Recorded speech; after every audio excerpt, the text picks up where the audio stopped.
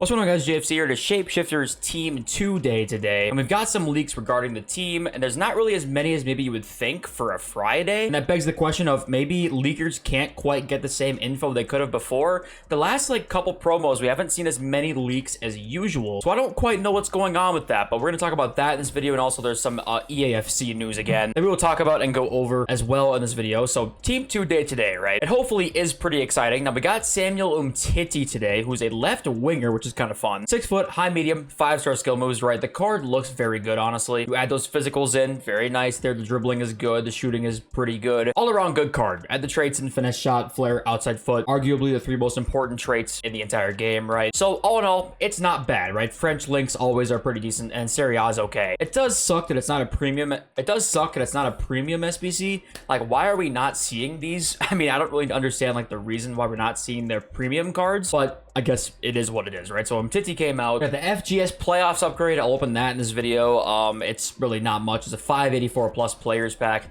and the requirements are 84 rated, 2 above 85. Yep, 1 team of the season or team of the week player as well. Really, it's not worth it because you're putting in obviously a full squad of 84 rated players for 584 plus, but it's a gamble pack. You know, it is what it is at this point. And throwback marquee matchups came out. That is what it is also. And nothing in objectives. And it does make you wonder a little bit. You know, you would figure, at least I was figuring at this time of the year, they would be experimenting with some more things maybe if they were really going to make substantial change to EAFC. There's still a potential chance that they will make a big change, but remember in FIFA 15 when they introduced price ranges, if you remember at this time, they introduced price ranges in the spring, right? Because they wanted to test it to see if it was a possibility that they could do it in FIFA 16, and it ended up working out, and we've had price ranges ever since, right? So you kind of figure that they would maybe try and introduce a couple more things to the game to see if they could test some things. If you guys don't want to deal with trading at all, you guys can go to the link in my description, go to u7buy.com. They're a fast and very, very reliable coin service. The 5% tax is also covered. You can use my code JFC at checkout for a 5% discount. Thank you to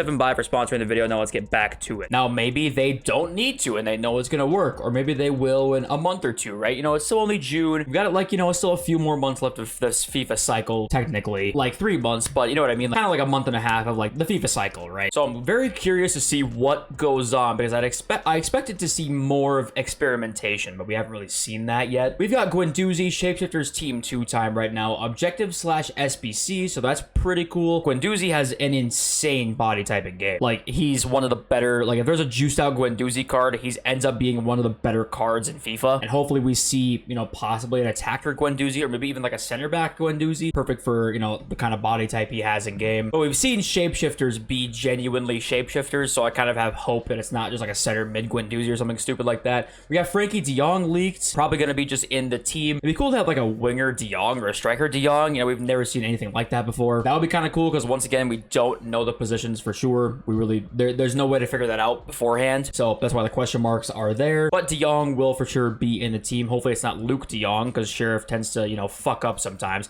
This is a big one though. Ousmane Dembele. Here we go. We got a 5'5" player that unfortunately probably won't be an attacker, and that kind of sucks, but he could be a goated box-to-box center mid, something crazy like that. We'll have to wait and see, but I'm very excited to see what they do with this Dembele because obviously 5'5", he's always great in FIFA, so there's potential here. Hopefully do not make him a left back. That would kind of suck with a 5'5", but we will just have to see. And other than that, there's really not much. We have one more card, and that is Riquelme. Icon Riquelme. So right now we have 3 cards and 1 icon.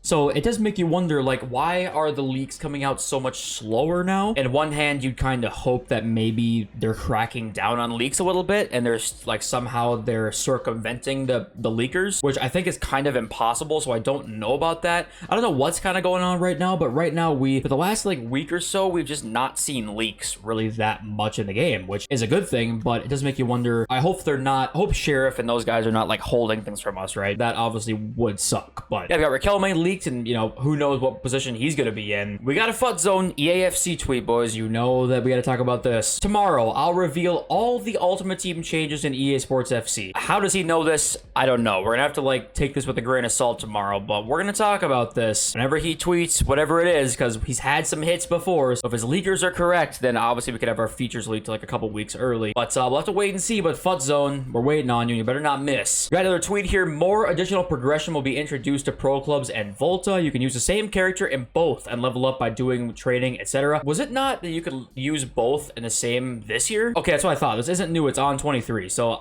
yeah, that's kind of what I thought. I thought you could use the same Pro Clubs and Volta character on the same account. So I think that that's just continuing. Obviously Volta is kind of dead. Let's be honest. It just didn't hit the same as a FIFA Street did. It just never did. And Pro Clubs has always been great, but they just abuse it or like neglect it to the point where it kind of isn't very good. So we could see some Pro Clubs improvements. That's kind of been the rumors that like Pro Clubs will be improved. Everything, the rumors that like everything's going to be improved really except like gameplay. Funnily enough, we have no leaks on gameplay stuff. That might just be because it's early in the year still, but we have like nothing. We've heard really nothing about that that's substantial at all. So we'll have to wait and see with that. But we have a lot of stuff leaked like regarding game modes and stuff. Now this one is difficult for me to understand or accept that this is a fact. Crossplay is unlikely to be introduced at launch in Pro Clubs and EA Sports FC, according to our information as of now. If Pro Clubs is not crossplay in the next FIFA, we have a problem. They introduced crossplay this year, and somehow you couldn't in Pro Clubs, which is like the one that kind of everybody really cared about being crossplay. And if they somehow can't figure out another year of crossplay, like how complicated can it really be? I don't know. I'm not a game designer or a game developer, but these other games seem to not have an issue with just going cross-platform, yet somehow it's been a year and a half and we can't figure out how to do it. Like, if they can't figure out how to do it, there's nothing more to say except they just couldn't get it to work properly and their game is just broken. That's the only thing I can think of as a reasonable explanation as to why they can't do cross-platform. I have nothing else to say other than that, really. Hey guys, we have more potential compensation. Believe it or not. All right, believe it or not, this is not guaranteed, but this 40 completion Bomba set, right, says Tots player pack. This guy got Di Maria moments.